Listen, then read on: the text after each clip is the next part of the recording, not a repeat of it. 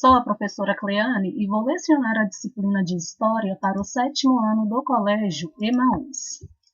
Pessoal, nesta aula eu vou fazer a correção sobre o conteúdo que nós inicializamos em relação à colonização da América, tá? A colonização europeia em relação ao continente americano. Número 1. Quais são os 3 princípios que regiam o mercantilismo? Explique cada um.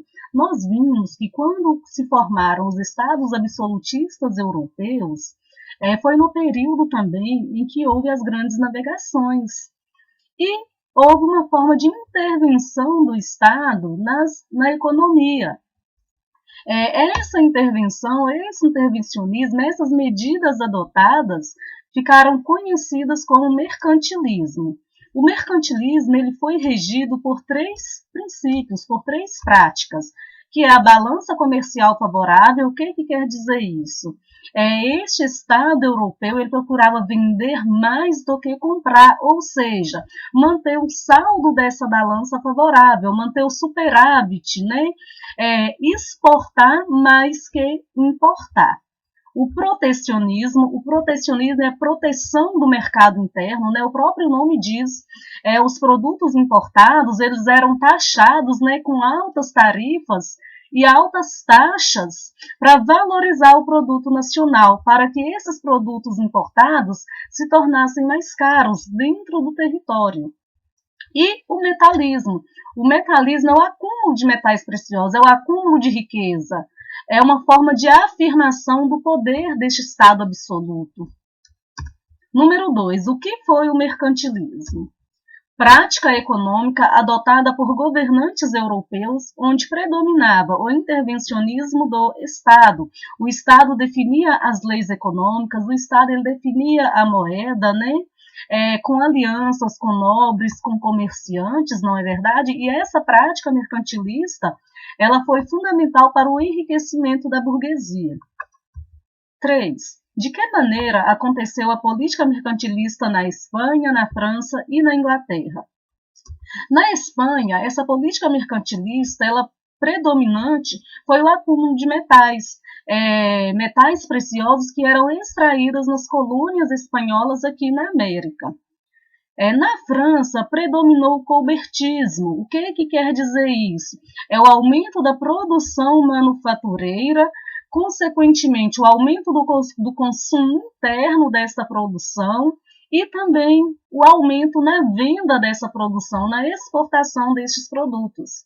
Na Inglaterra, predominou o protecionismo. Através da navegação mercante, né, a Inglaterra se tornou a maior potência econômica neste período. Então, houve o crescimento da economia inglesa, ou seja, a Inglaterra taxava os produtos importados com altas tarifas para valorizar a produção nacional. Número 4. Explique o que foi o Pacto Colonial. O Pacto Colonial foi uma relação econômica que se estabeleceu entre as metrópoles europeias, né, e as suas colônias aqui na América. Neste pacto, gente, essas colônias elas poderiam comercializar apenas com suas metrópoles. Como assim comercializar? As colônias exportavam matéria-prima e as metrópoles enviavam para suas colônias produtos manufaturados. Então, estabeleciam uma relação de trocas. Número 5. Como ocorreu a conquista do México por Hernán Cortés?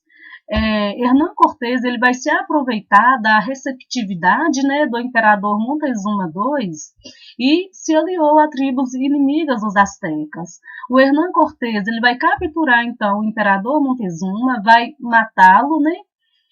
Só que vai haver uma resistência asteca. Porém, Hernán Cortés ele retorna com tropas maiores e consegue derrotar os astecas, consegue dominar essa população. Vai destruir Tenochtitlán e vão erguer a cidade do México. Diversos monumentos religiosos e templos também, gente, serão destruídos. A intenção da conquista espanhola é a procura por riquezas, a procura por metais preciosos. 6. Como era a população das civilizações americanas antes da chegada dos europeus? Eram civilizações enormes, né, gente? Segundo estudos, essa população ela pode ter variado de 50 a 100 milhões de pessoas. E com a chegada dos europeus, essa população ela foi drasticamente reduzida. Por quê? Domínio com violência, né? Essa população nativa não aceitou de forma pacífica essa dominação, então houve resistência, houve confronto direto, e também porque os europeus eles tinham o porte, né, de armas de fogo, de ferramentas de proteção, de cavalos, né, animais que ainda eram desconhecidos por esses nativos. E a gente também tem que lembrar das doenças que os europeus trouxeram e que os nativos não tinham imunidade a essas doenças. Número 7. De que maneira os espanhóis estabeleceram domínio sobre grande parte da América? Com o uso de armas de fogo, equipamentos de ataque e defesa, utilização do cavalo, aliança com povos inimigos entre si, e um outro fator foram as doenças trazidas pelos europeus. Agora o exercício da página 137. Número 1. Quais argumentos Cortés utilizou para convencer seus soldados a lutar contra os astecas? Tem dois textos, tá, gente? Um texto de um historiador e um texto que segundo este escritor, teria sido a fala de Hernán Cortés para seus soldados. Cortés empregou argumentos relacionados à religiosidade. Deus está convosco, está em vossas mãos a expansão da fé de Cristo. A lealdade ao rei espanhol, ganhareis para vosso soberano e vós mesmos, reino e poder, e a glória, nenhum homem poderá ter morte mais gloriosa. Vamos lembrar que neste período, gente, a Igreja Católica ela estava passando por uma reforma, lembram-se? Então, com essa conquista das colônias, a Igreja se aproveitou para levar também a sua religião, para expandir a sua religião, as suas doutrinas. Número 2. Discuta com os colegas se os motivos relacionados por Cortés justificam a morte de seus soldados. É uma questão pessoal, é uma reflexão para vocês fazerem, tá, gente? Com base no discurso religioso adotado por Cortés. E, inclusive, atualmente, a gente pode até fazer uma comparação em relação aos ataques terroristas, né, com viés religioso. Se justificam, se esses ataques terroristas podem ser justificados por este viés religioso, né? Número 3. Considerando o que você estudou até aqui, os argumentos de Cortés foram a única motivação para o ataque aos astecas. Quais eram as intenções dos espanhóis no México? Não. Os argumentos de Cortés não eram a única motivação. A intenção era encontrar ouros e mercadorias valiosas, né? O ouro que era extremamente importante para os europeus neste período. Número 4. Na sua opinião, qual seria o tesouro de Montezuma citado no texto 2? As riquezas de Tenochtitlán, especialmente o ouro. Número 5. Qual é a relação entre a conquista da América e a política mercantilista praticada pela Espanha? Com base no metalismo, né, gente? A acumulação de metais preciosos, este ouro, esses metais que eram explorados nas colônias americanas, eram enviados para a Espanha. 6. Quem são as duas figuras representadas na imagem do século XIX? Provavelmente Hernán Cortés e o imperador azteca Montezuma II. Observe a imagem e descreva como o encontro foi representado. Nessa imagem, os dois personagens estão de forma descontraída, como se fossem amigos, né? Então, foi representado de forma pacífica, como se eles tivessem tido um encontro pacífico. Bom, nós finalizamos então, gente, a correção. Nós vamos continuar com o conteúdo, com o livro de vocês. Vamos estudar sobre a conquista do Peru nesta aula, né, e sobre as ações da coroa espanhola em relação às suas colônias na América. A conquista do Peru aconteceu a partir de 1531 com a morte do imperador Inca, gente.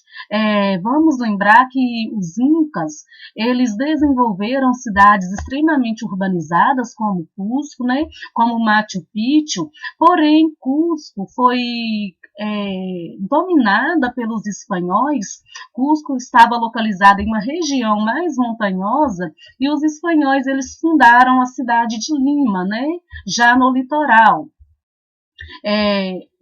Quem fez a conquista do Império Inca foi Francisco Pizarro, que liderou os ataques, como vocês já estudaram também, né, nos capítulos anteriores, em relação a essas civilizações. O Francisco Pizarro, como todos os conquistadores, gente, dessas regiões, eles foram atraídos pela ideia de encontrar pedras preciosas, de encontrar ouro. Quando houve a morte do imperador Inca, Huayna Capac, em 1527, os irmãos disputaram o trono, disputaram o poder. Houve um conflito interno, né, uma guerra civil no Império Inca. Então, com o Atahualpa, ele venceu essa luta de sucessão, mas foi enfraquecido pela guerra, por esses conflitos. Então, Francisco Pizarro acabou capturando Atahualpa em 1532.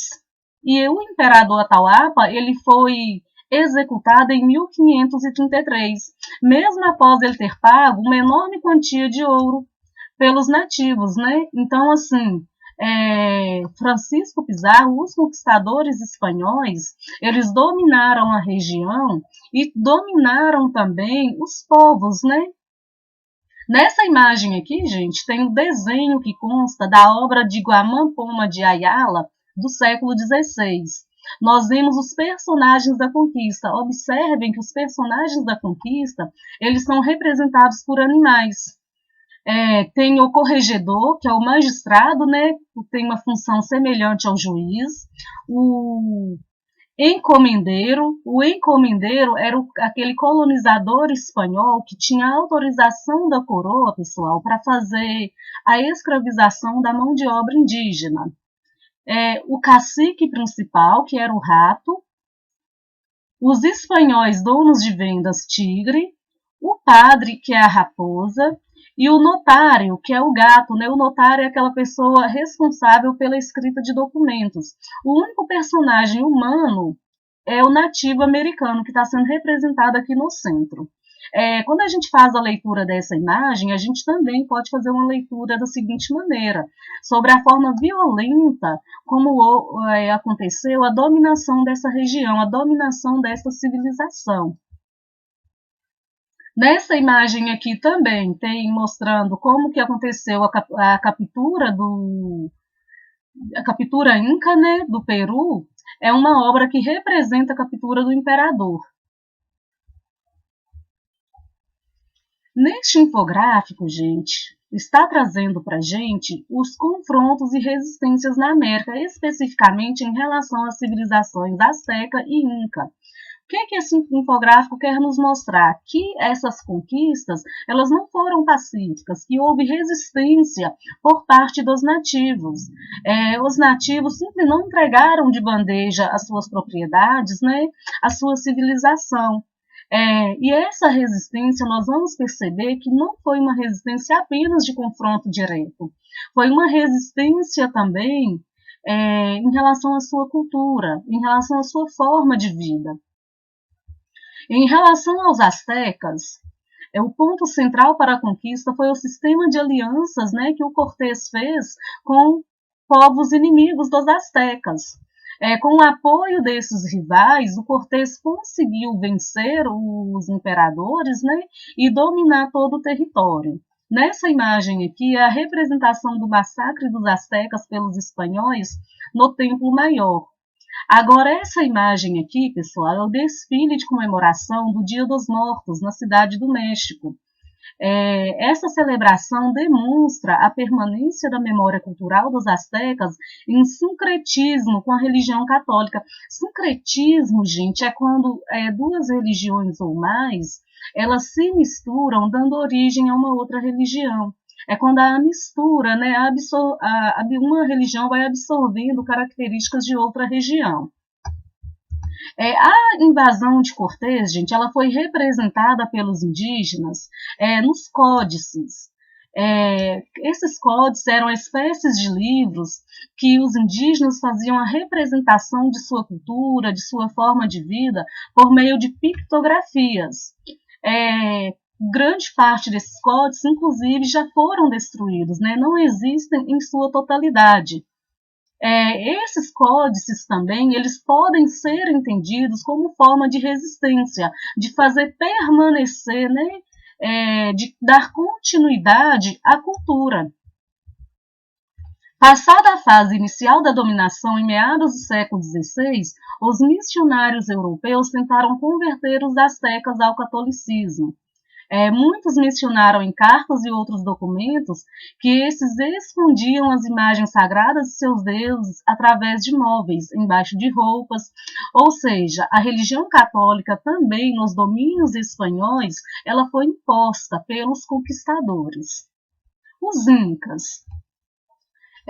Manco Inca, gente, ele foi declarado pelos espanhóis sucessor dos incas após a morte de Atahualpa. Lembram que Francisco Pizarro capturou Atahualpa e condenou à morte, acabou executando ele? Então, Manco Inca, ele foi declarado, era considerado pelos espanhóis como sucessor.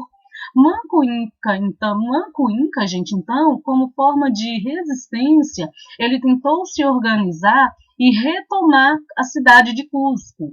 Porém, ele acabou sendo derrotado, os seus soldados acabaram morrendo nesses conflitos. Então, o Manco ele fugiu para Vilcabamba, uma região de difícil acesso na Cordilheira dos Andes, onde ele estabeleceu uma nova capital do governo Inca. Outra forma de resistência também dos Incas são elementos narrados nas documentações espanholas, como, por exemplo, a preguiça para trabalhar, né? Eles não trabalhavam com tanta vontade. Outra forma também era não ter comunicação com seus colonizadores, com seus conquistadores, né? Era uma forma de resistência, de manter essa distância das culturas. E os incas também não deixaram de lado as suas tradições, a sua cultura, a sua identidade. E essas tradições, elas permanecem até hoje.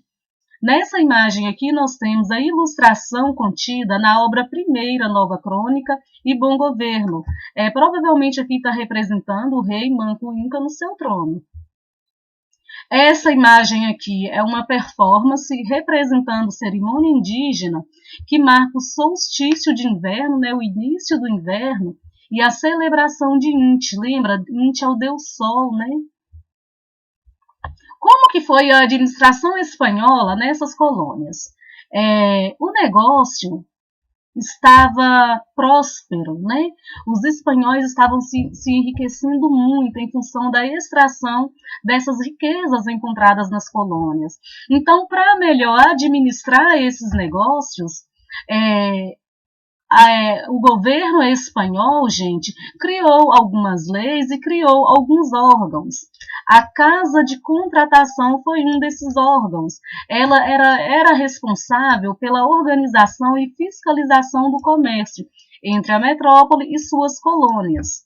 O Conselho Supremo das Índias, elaboração de leis e fiscalização dos funcionários coloniais.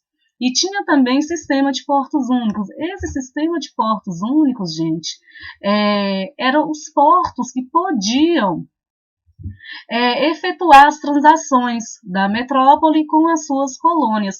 Todas essas medidas adotadas pelo governo espanhol garantiram ao governo a exclusividade em explorar essas colônias. A exclusividade também, gente, em garantir que as colônias iriam comercializar apenas com o governo espanhol.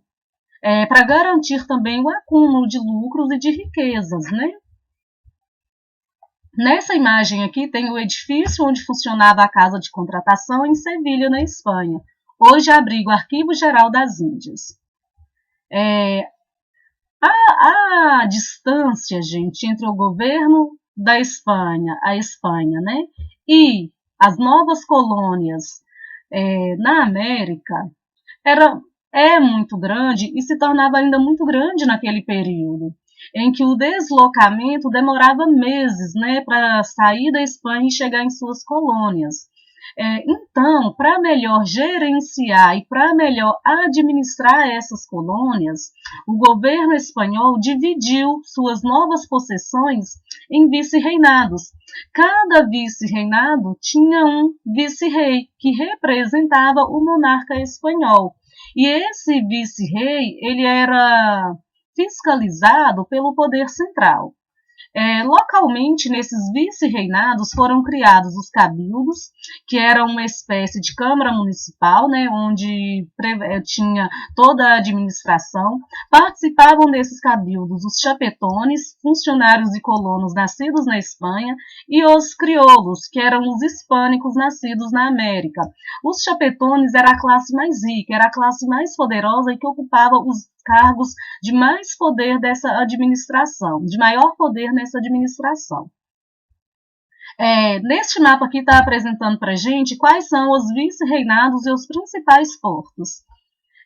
Vice-reinado de Nova Espanha, tem o vice-reinado de Nova Granada, vice-reinado do Peru e vice-reinado do Prata. A mineração que era realizada, a exploração mineral que era realizada nessas colônias, gente, ela contava com a mão de obra indígena. Era uma mão de obra semelhante à escravidão. Havia duas formas principais de trabalho, que era a mita.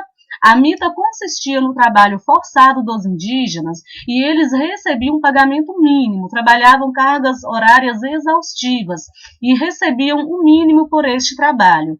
E a encomenda, né? A encomenda, a coroa autorizava a exploração da mão de obra indígena desde que estes fossem cristianizados.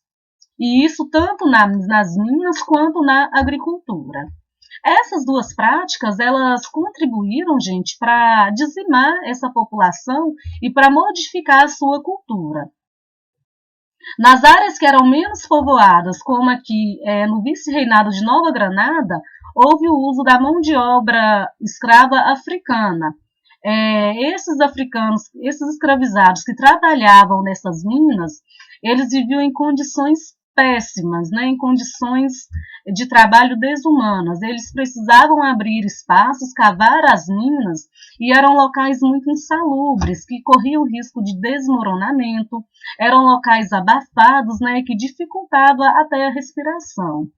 E eram trabalhos árduos, cansativos, né, e carga horária, assim, extremamente elevadas. Na agricultura, as propriedades eram denominadas de haciendas, que significa fazendas. Eram grandes propriedades, né, onde predominava o desenvolvimento agrícola. Nessas propriedades tinha uma forma de trabalho considerada como arrendamento.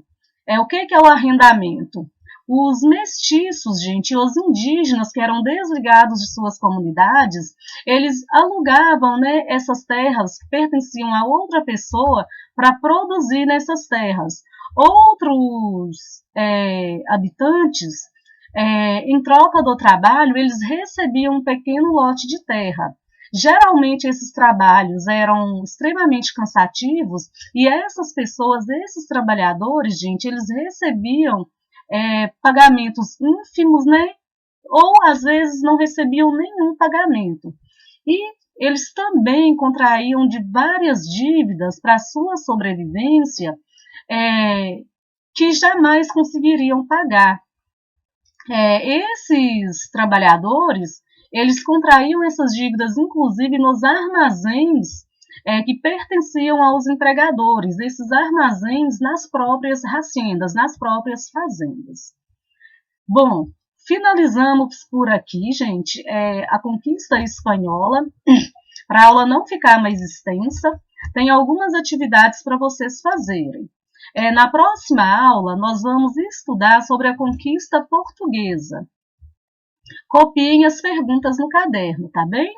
Bons estudos para vocês, até a próxima aula e lembrem-se, juntos no caminho certo.